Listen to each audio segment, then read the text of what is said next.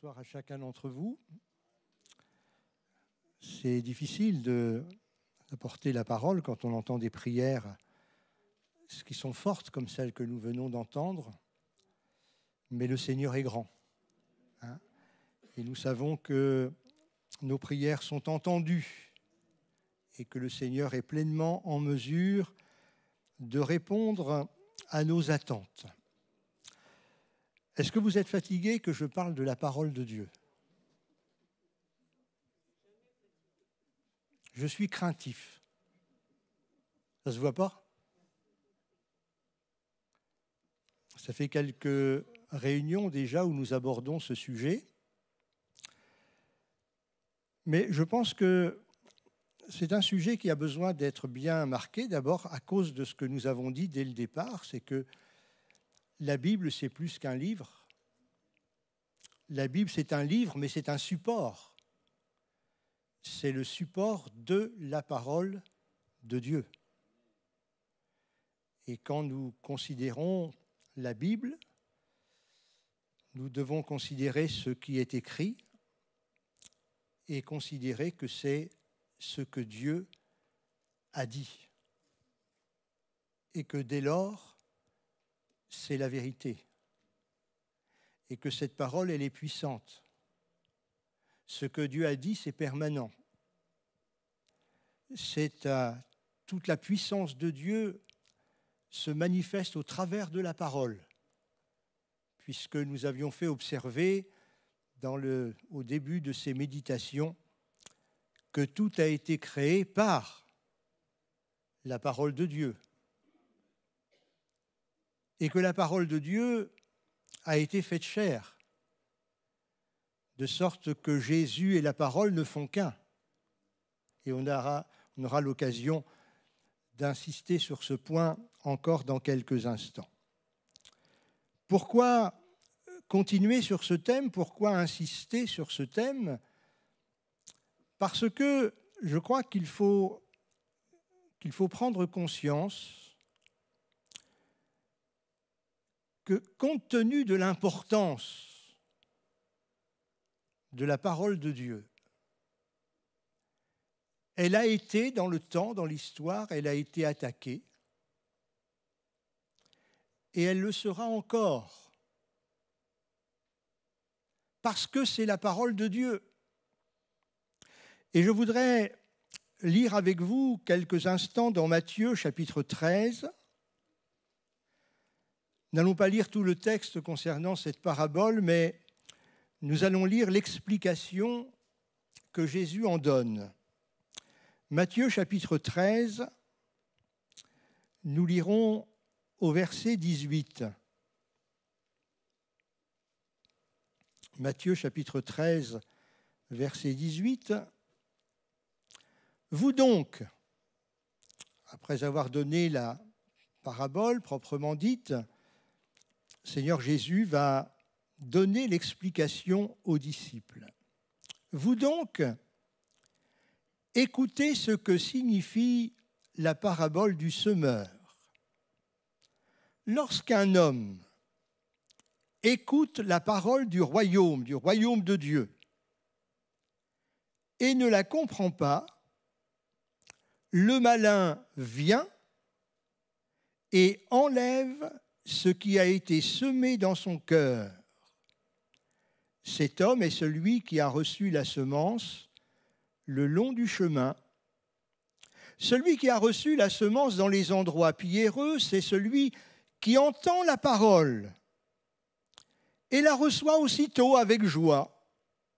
Mais il n'a pas de racine en lui-même. Il manque de persistance. Et dès que survient une tribulation, une persécution à cause de la parole, il y trouve une occasion de chute. Celui qui reçoit la semence, la parole, parmi les épines, c'est celui qui entend la parole. Il y a un point commun entre chaque, ils entendent la parole. Mais en qui les soucis du siècle et la séduction des richesses étouffent cette parole et la rendent infructueuse. Celui qui a reçu la semence dans la bonne terre, c'est celui qui entend la parole et la comprend. Il porte du fruit et un grain en donne 100, un autre 60, un autre 30. Que le nom du Seigneur soit béni. Un autre évangéliste va insister au sujet de la semence qui est tombée sur le sol qui est dur, sur le bord du chemin. Et il dira que aussitôt que la semence a été jetée, les oiseaux du ciel viennent et mangent la semence. Pour eux, c'est bon parce que ça leur fait un petit peu de nourriture supplémentaire, mais ce n'était pas le but. Et ces oiseaux qui viennent pour enlever la semence, c'est l'action de l'ennemi, c'est l'action du malin. Et l'évangéliste d'ajouter qu'il agit de cette manière, le malin, parce qu'il a peur d'une chose, c'est que la personne qui va entendre la parole de Dieu, si elle la reçoit, si la parole va au fond de son cœur, cette personne va se convertir et être sauvée. On s'aperçoit donc que l'enseignement de Jésus portait également sur ce thème-là au sujet de la parole. La parole de Dieu a un ennemi dès l'origine. Et cela se manifestera, comme vous le savez, dès le jardin d'Éden. Lorsque Ève va dire à l'ennemi la recommandation que Dieu avait faite concernant les arbres qui pouvaient être mangés et qu'il fallait s'abstenir de l'arbre de la connaissance du bien et du mal, tout de suite, le malin va mettre le doute. Dieu a-t-il réellement dit? Es-tu sûr d'avoir bien entendu ce qu'il a dit? Es-tu sûr que c'est bien ce que ça veut dire? Vous voyez qu'il y a une stratégie de l'ennemi de Dieu, de l'ennemi des hommes en général, parce qu'il agit aussi pour empêcher les âmes qui entendent la parole de Dieu, pour les empêcher de se convertir. Il fait en sorte que la parole, le message de l'Évangile, les témoignages entendus au cours d'une réunion ou d'un entretien privé entre un chrétien et une personne nouvelle, il fait en sorte que cette parole-là soit enlevée ou qu'elle soit étouffée ou qu'elle ne soit pas arrosée, mais de toute façon qu'elle ne porte pas de fruits. D'où la nécessité de prier pour que le message de l'Évangile tombe dans une bonne terre, une terre préparée, que le Saint-Esprit enlève les épines, enlève les ronces, que le Saint-Esprit enlève les pierres qu'il y a dans le cœur, que le Saint-Esprit laboure là où le sol est trop dur, de manière à ce que la bonne parole de Dieu, à ce que le message de l'Évangile, qui est puissance de Dieu pour sauver les êtres humains, puisse descendre dans le cœur. L'apôtre Jacques parlait de la parole qui a été plantée en vous, qui a régénéré les croyants. Et c'est ce que le Seigneur a fait pour chacun de nous. Nous avons bien sûr en mémoire également l'autre parabole qui nous est laissée dans ce chapitre par le Seigneur Jésus, la parabole de l'ivraie du bon grain. Et on sait bien que la parole de Dieu, c'est la vérité, comme je le disais précédemment, mais on sait bien que le diable va essayer de faire en sorte qu'il y ait aussi de l'ivraie, qu'il y ait de la zizanie, c'est le sens étymologique du mot ivraie, c'est de la zizanie. Un autre mot, c'est la discorde. Vous avez déjà entendu un pasteur qui prêche pour la discorde et la zizanie? Nous prêchons la paix, l'entente, et puis quand il arrive qu'il y ait des petits désaccords, on prêche la réconciliation et on prêche le pardon. Mais il en est un qui prêche la zizanie, la discorde. C'est l'ennemi de la parole de Dieu. Et lorsque les ouvriers vont aller trouver leur patron. Ils vont dire, mais comment se fait-il? Tu nous as donné à ensemencer ce champ, mais nous observons qu'il n'y a pas que la bonne graine qui pousse, il y a aussi de l'ivraie. Comment ça se fait-il? Et le patron va tout simplement leur dire, c'est un ennemi qui a fait cela. C'est un ennemi qui a fait cela. Alors voyez-vous, ces textes-là nous ont été laissés de façon à ce que nous prenions conscience que la parole de Dieu, c'est la semence par excellence. Il ne peut y avoir de semence meilleure que la parole de Dieu. Mais il faut que nous soyons aussi conscients que la parole de Dieu a de tout temps et dès l'origine été attaquée et que l'histoire de l'Église passant, eh bien, ce phénomène se renouvelle, c'est quelque chose de cyclique et c'est même ce qui a été annoncé, je dirais prophétisé, pour les temps dans lesquels nous sommes entrés et ces temps dans lesquels nous allons devoir, malgré tout, évoluer, accomplir notre mission de prêcher l'Évangile, de gagner des âmes. Parce que même si les circonstances deviennent difficiles, ce n'est pas pour autant que le Seigneur va nous dire « ça devient trop difficile, arrêtez toute votre mission ». Il faut que nous soyons conscients de cela. Nous avons eu l'occasion au début de ces méditations de lire dans la deuxième épître de Paul à Timothée, et notamment au chapitre 4, et je voudrais vous relire simplement ce qui avait été annoncé par l'apôtre Paul.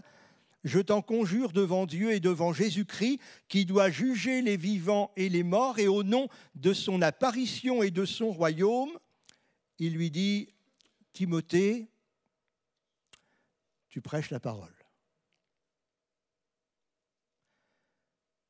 Insiste en toute occasion, favorable ou non. Et cette parole, dans toute sa vérité, dans toute sa vigueur, dans tout son message, dans tout son impact, non pas une parole qui sera agréable aux auditeurs, bien que nous ne soyons pas là pour être désagréables, hein, Guillaume. Mais quelquefois, quand la parole de Dieu nous reprend intérieurement, sur le moment, ça nous fait un petit peu, ça nous rend un petit peu chagrin. Je vous dis ça parce que ça m'arrive autant qu'à vous, hein. C'est ça la parole de Dieu. La parole du Seigneur, c'est une parole qui est très agréable, mais ce n'est pas du miel. Vous savez, quand on dit d'une personne qu'elle est mielleuse, hein? C'est pas ce que la parole de Dieu nous demande. Alors l'apôtre Paul va dire à ce pasteur, Timothée, il va lui dire, Timothée, prêche la parole, insiste en toute occasion, favorable ou non, reprend, censure, exhorte, encourage, en toute douceur et en instruisant, de manière à ce que les gens à qui tu vas t'adresser, à qui tu vas prêcher la parole, comprennent le bien fondé de ce que tu dis. C'est le rôle de la parole de Dieu qui est la vérité. L'apôtre Jacques le dira aussi dans son épître, puisque nous avons lu dans cette épître, l'apôtre Jacques écrira aux Juifs dans la dispersion, « Recevez la parole de Dieu avec douceur. » Et pourquoi il leur dit ça? Est-ce que ça ne coule pas de source? Mais vous voyez bien avec ce que je viens de dire précédemment que la parole de Dieu, elle va agir dans notre cœur, dans notre vie. L'Épître aux Hébreux nous dira que la parole de Dieu est plus tranchante qu'une épée à deux tranchants. Oui, mais pour couper quoi?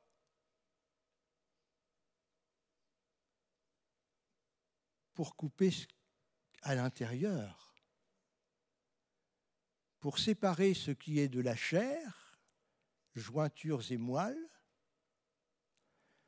pour s'occuper de ce qui se passe dans notre psychique, dans nos pensées, dans notre cœur,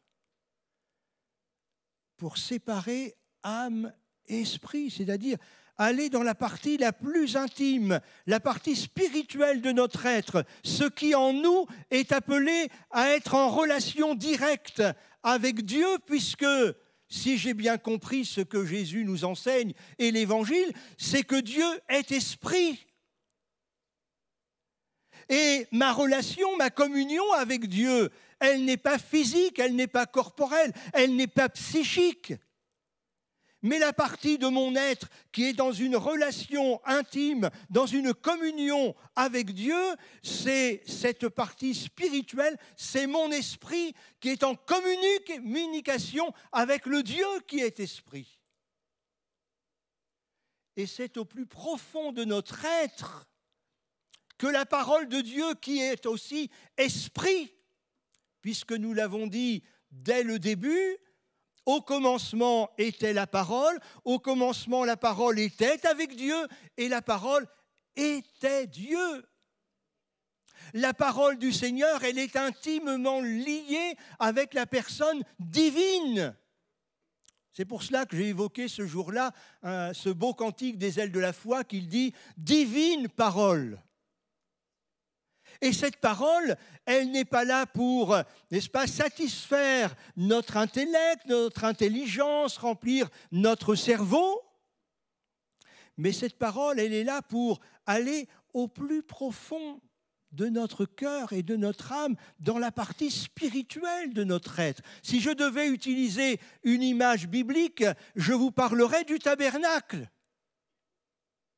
Dans le tabernacle, vous avez la partie la plus grande et la plus visible de tous et qui devait se voir de loin, c'était le parvis.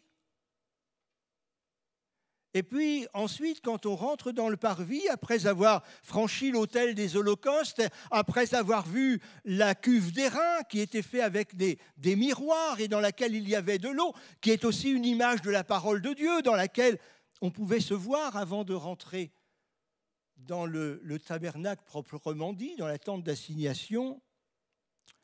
Ensuite, il y a un lieu qui est beaucoup plus confidentiel. C'est le lieu saint. Et là, il n'y avait que les sacrificateurs, le souverain sacrificateur, qui chaque jour allait officier, n'est-ce pas, brûler des parfums, etc., dans ce lieu confidentiel qu'était le lieu saint. Mais on n'est pas au bout de la visite. Dans cette tente d'assignation, il y avait un troisième lieu, le plus petit, le moins visible, le plus important. C'était là qu'était la présence de Dieu. C'était là qu'était le Seigneur. Et c'était tellement un lieu important que cette présence de Dieu au milieu des hommes, dans ce petit lieu, n'est-ce pas, de 3 mètres sur 3, si je me souviens bien, que seul le grand prêtre, le souverain sacrificateur, pouvait entrer une fois dans l'année. Et uniquement pour apporter le sang de l'expiation devant la face de Dieu. Et lorsqu'il avait déposé le sang de l'expiation sur l'autel, sur le propitiatoire, il ressortait de la présence du Seigneur et il n'y retournera que l'année suivante. Vous avez compris ce que c'est que le lieu confidentiel de la présence de Dieu. C'est toute l'histoire de notre piété, mes frères et sœurs. Peut-être nous mesurons mieux la parole de Jésus au sujet de l'adoration quand il a son entretien avec la femme samaritaine. Il lui dira « les vrais adorateurs ». Ce ne sont pas ceux qui vont se rendre sur cette montagne dont vous parlez, vous les Samaritains. Ce ne sont pas ceux qui obligatoirement vont se rendre au temple. Mais Jésus va dire « l'heure vient ». Et elle est déjà venue, où les vrais adorateurs adoreront le Père en esprit et en vérité. L'adoration de Dieu, ce n'est pas quelque chose de d'abord physique, bien sûr. On ne peut pas louer le Seigneur sans notre bouche et sans notre langue. On est tous obligés de passer par là. Sauf les muets, ça va de soi. Mais dites-moi, les muets, ils n'ont pas le droit de louer Dieu? Oh, c'est vrai qu'on pourra parler de la langue des signes à ce moment-là, Solange. Mais ceux qui n'ont pas appris la langue des signes, comment ils louent le Seigneur? Moins bien que nous. Leur cœur, leur esprit, il est dans la communion avec Dieu qui est esprit. Tout à l'heure, j'ai entendu notre frère, je crois, qui parlait d'une prière qu'il avait faite sans que sa voix soit élevée. C'est ça la relation spirituelle avec Dieu. Elle est spirituelle, c'est notre esprit qui est dans la communion de Dieu qui est esprit. C'est la raison pour laquelle, lorsque l'apôtre Paul va parler de la sanctification, on pourrait parler de la sanctification uniquement au niveau de notre corps, de notre être. Conserver notre corps dans une certaine pureté. D'ailleurs, la parole de Dieu nous dit le corps lavé d'une eau pure. C'est la propreté physique, corporelle, c'est nécessaire. C'est-à-dire, M. Buret, s'il commence à nous parler de faire notre toilette, on est bien parti.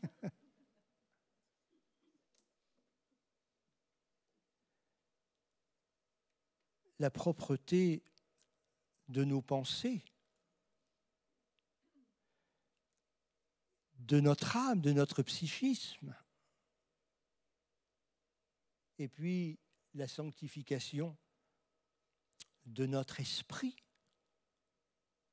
de cette partie de notre être que Dieu nous a donnée par supériorité au règne animal. L'homme est esprit.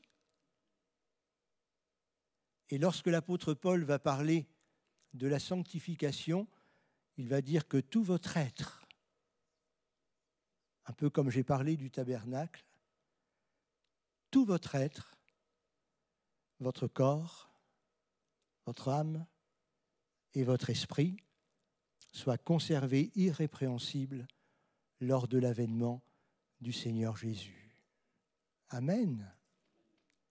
Et le rôle de la parole de Dieu, ce n'est pas seulement de nous donner un certain nombre de principes, de règles, de lois, de préceptes, et puis des promesses aussi qui vont nous aider dans notre quotidien, dans notre vie d'homme et de femme. Le rôle de la parole de Dieu, et je reviens à Hébreux chapitre 4, verset 12, que la parole de Dieu est plus tranchante qu'une épée quelconque à deux tranchants et qu'il faut lui laisser la possibilité d'aller travailler dans tout notre être comme nous venons de le décrire. C'est-à-dire au plan physique, au plan moral, psychique, dans nos pensées, mais aussi au plan spirituel, parce que nous devons être en communion avec le Seigneur qui est esprit. Que Dieu soit béni. Et quand il y a ce travail de l'esprit qui se fait dans nos cœurs et dans nos vies, eh bien, C'est ainsi qu'on peut grandir dans la présence de Dieu. La Bible nous dit que Dieu ne change pas. Il n'y a chez lui ni changement, ni ombre de variation. Est-ce que le Dieu qui était le lieu de la loi, avec les sacrifices du Lévitique, est-ce que ce Dieu-là, qui était là dans le lieu très saint du tabernacle, est aujourd'hui différent du Dieu qui est au milieu de nous? Dites-moi. Est-ce que Dieu a changé?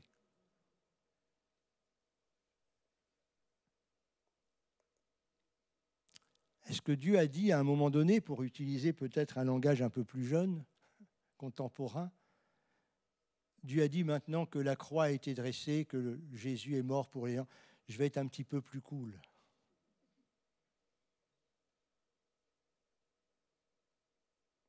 Dieu ne change pas, mes frères et sœurs. Il n'y a chez lui ni changement, ni ombre de variation. C'est toujours le même Dieu. Et c'est la raison pour laquelle, avec Jésus, le sacrifice qui a été offert est infiniment supérieur à tous les sacrifices qui avaient été offerts, même en très grand nombre, sous l'Ancienne Alliance. Parce que le sang des animaux n'avait que comme pouvoir que de couvrir les péchés du peuple. Et c'est pour cela qu'il ne pouvait pas y avoir une relation directe avec Dieu. On était devant un voile épais, avec une interdiction formelle d'aller derrière ce voile. Et seul, comme nous l'avons dit, le grand prêtre pouvait s'y rendre une fois l'an. Mais la Bible nous dit que Jésus est notre souverain sacrificateur. À la croix du Calvaire, quand son sang va couler, qu'il va être répandu, et qu'il va prononcer cette phrase finale, comme quoi les exigences divines, les exigences liées à la nature sainte de Dieu sont entièrement satisfaites par le don de la vie de Jésus. Jésus peut alors prononcer cette phrase, « Tout est accompli ». Béni soit Dieu. Et avec le sacrifice qu'il vient d'offrir, il va entrer dans la présence de son Père. Il va déchirer le voile qui était dans le temple de Jérusalem, va se déchirer depuis le haut jusqu'en bas pour montrer que c'est la main de Dieu qui a déchiré le voile. Et à la suite de cela, l'Épître aux Hébreux nous dit, mes frères et sœurs, que nous pouvons nous approcher librement du trône de la grâce. Mais le Dieu qui est sur le trône de la grâce est toujours le même. Ce qui fait que nous pouvons nous approcher de ce Dieu-là, de l'appeler notre Père, c'est parce que Jésus a inauguré la voie. Et pour nous approcher du Père, nous nous approchons du Seigneur par Jésus. Je suis le chemin, dit Jésus, la vérité et la vie. C'est par lui qu'on s'approche du Père et de la sainteté de Dieu. Et je crois que c'est important que nous le réalisions et que nous gardions bien cela au fond de notre cœur. Et on comprend pourquoi cette exigence de cette parole de Dieu, cette épée à deux tranchants, il faut qu'elle accomplisse parfaitement, totalement son œuvre dans notre cœur et dans notre vie. La parole de Dieu n'agit pas superficiellement. D'ailleurs, l'homme de Dieu l'avait déjà compris dans l'Ancien Testament.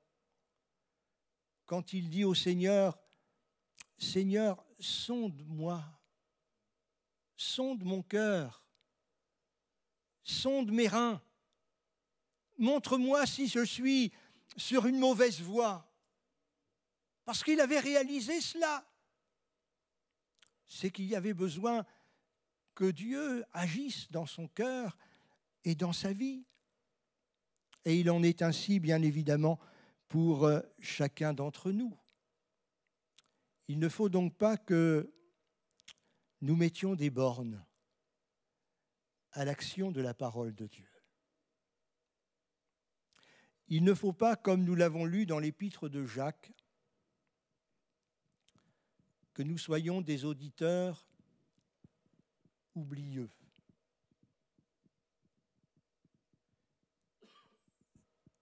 Il est nécessaire, ce que nous entendons, de le mettre à profit dans notre vie personnelle.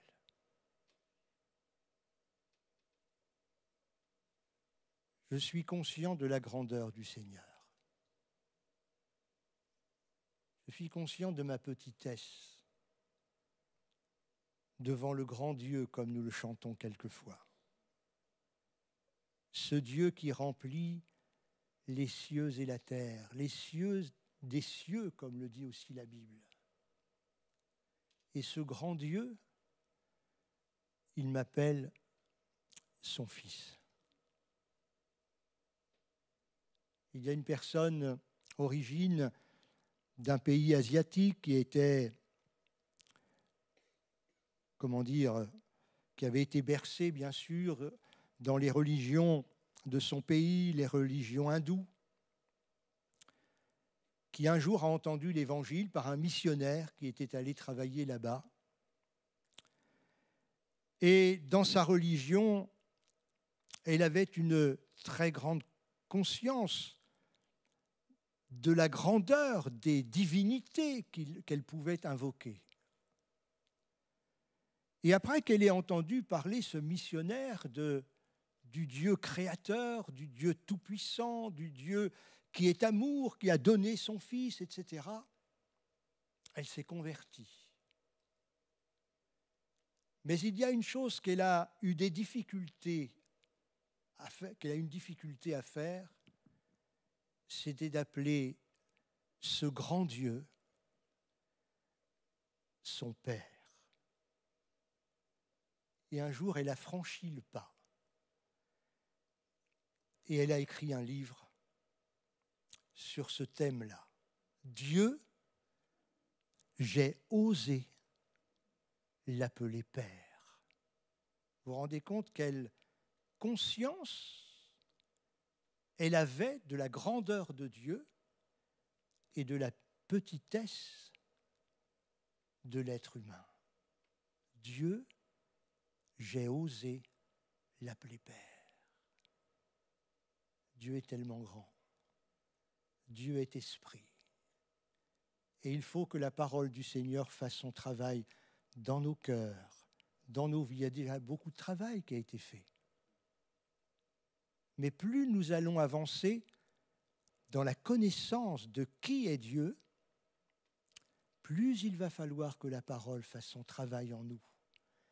Et plus elle va faire son travail en nous, plus nous allons avoir une communion intime, personnelle, avec ce Dieu qui est esprit. Amen. Est-ce que vous voulez qu'on prie quelques instants ensemble? Ouvrons notre cœur au Seigneur ce soir. Seigneur, révèle-toi dans mon cœur et dans ma vie. Jésus disait, « Je leur ai fait connaître ton nom et ils ont gardé ta parole. » Connaître Dieu, c'est intimement lié avec la connaissance de la parole de Dieu.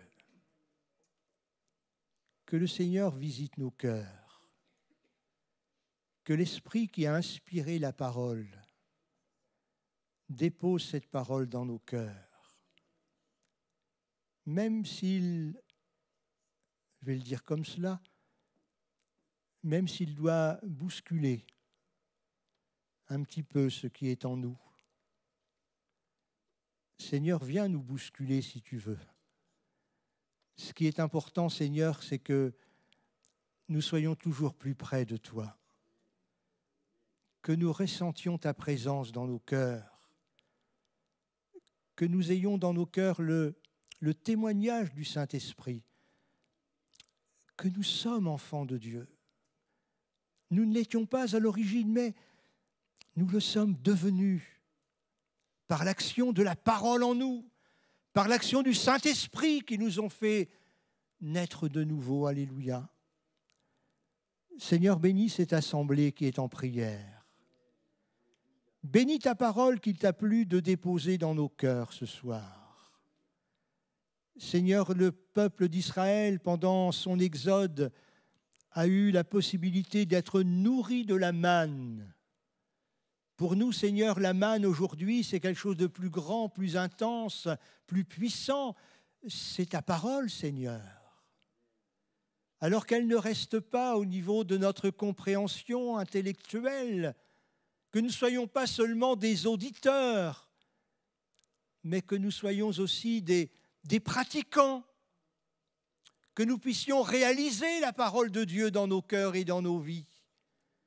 Seigneur, que ton Saint-Esprit soit à l'œuvre, que ce que les paroles de l'homme ne peuvent pas produire, que l'Esprit Saint le fasse pour chacun et chacune, depuis le plus jeune d'entre nous jusqu'au plus âgé d'entre nous, mais que l'Esprit de Dieu visite ton assemblée en prière, Seigneur.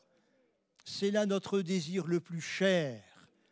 Seigneur, merci de ce que tu fais pour nous maintenant, dans le nom précieux du Seigneur Jésus. Amen. Gloire à toi.